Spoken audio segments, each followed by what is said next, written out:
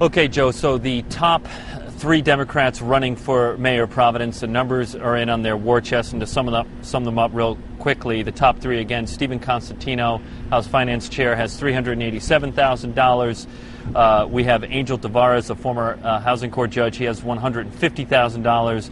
And then third, John Lombardi, city councilor from Providence, he has $19,000. You listen to those figures. Right. What are the headlines to you? Well, one of the headlines is John Lombardi is going to have some serious problems over the next 6 weeks as far as getting his message out to the voters. If he only has $19,000, he's really lacking money for paid media in the sense of television, radio, and direct mail. Yeah, but that's because he took a different approach and he decided to get out early with what he called alternative media and to get his name out early. So was that a good call? It was a good call at the beginning. He got his name out there. He looks strong. He looks like a player. The question is, though, when you do that, you have to still be able to generate money as you get closer to the election. Right now, based on these numbers, it shows that John Lombardi has not been able to generate the money he needs to bring the election home. I think he's done a very good job early on positioning himself well in this race. The question is, can he get the money to finish the job and get through the Democratic primary? So that didn't pay off in that, get his name out early, and hopefully that translates into campaign dollars. Well, at this point, again, Tim, we're going to keep in mind that these numbers you're looking at are really already a month old. These reports are coming out today, but they were really as of June 30th, 2010. So we don't know if John Lombardi over the month of July has loaned his campaign a lot of money or has raised a lot of money.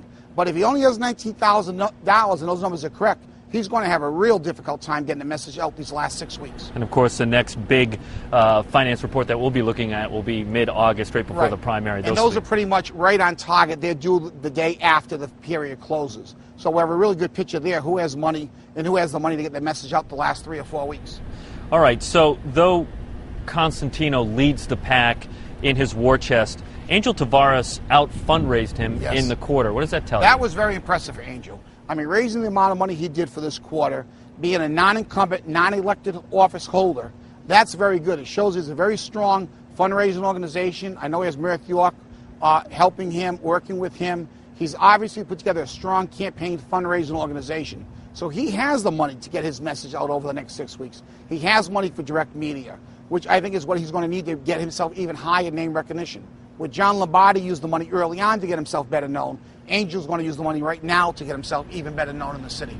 Of course, of the money with Constantino leading, $225,000 of that is money that he has loaned himself over time. Does that matter? No, it doesn't really matter. We've had candidates. Governor Kucheri gave his campaign a lot of money. Bruce Sullivan, former governor, put a lot of money in. Lincoln Chafee. That happens in the state of Rhode Island quite often. People put their own money into campaigns. What it does, though, it gives Constantino the money to do widespread media. With the amount of money he has, he could blanket himself all over the city with paid media in the terms of TV, radio, a lot of direct mail. He has the money and resources to get that out. He has the resources to counter anything that comes up in the campaign that might be a negative towards him. He could counter that very quickly. Where the other candidates with less money, it'll be a lot harder for them to counter any negative advertising. Providence Mayor David Cicilline in 2006, just that year alone, spent about $600,000 to get himself reelected. But was that a more affordable year than this race will be? Well, if I remember correctly, Cicilline did not have a real tough reelection campaign in 2006. I think what you'll see is an incumbent mayor in a big city like Providence spending a lot of money. So I would assume some of his money was helping other candidates, setting up his organization for future years. But I would say not so much more affordable. I think this primary is going to cost a lot of these people, upwards to $400,000 to $600,000 in the end. But again, the Democratic primary in Providence this year looks like it's the big game. If you win the primary, you're in a very, very strong position to win the general election. So all their money is going to be spent before September 14th? I don't think these candidates are concerned at this point about saving money for November. They believe if they win the primary, they can raise what they need for the November election. They're going to spend every cent they have going into September 14th. That is the game to them. We always like to look at these campaign finance reports, and it's kind of fun for us from a media perspective to see how much money they've been able to raise. But beyond just the dollar amount, why is it important for analysts to take a look at these numbers? Well, at this point in the campaign, it basically shows you who has the money to get a message out over the last 6 weeks. Sometimes you see polling data from organizations or the media that shows one candidate is ahead or slightly ahead. But when you look at the campaign reports, you find out, well, he may be ahead right now, but he has no money left. The opponent who's slightly behind has a $500,000 who can now spend the money on the direct media and get that message out. The voters, if they get a lot of messages the last 6 weeks from one candidate and hear nothing from the other candidate, their opinions are going to start to change. So it tells the analysts basically where the campaign could be moving and what could be the outcome ahead of time. And as you pointed out, it'll also show, or it could also show, how effective an organization is in grassroots campaigning and raising money. Yeah.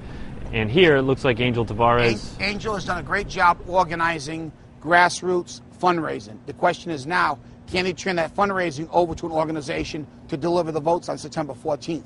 You might be able to raise a lot of money, but in Providence, you still need that grassroots organization that can turn out your votes. And that does involve money also. Angel seems to have the money, not as much as Steve Constantino, but he has enough money to run an effective campaign for the last 6 weeks. And again, these numbers are already 30 days old. So if Angel continues to raise the money, he could be getting up there closer to Stephen Constantino with fundraising.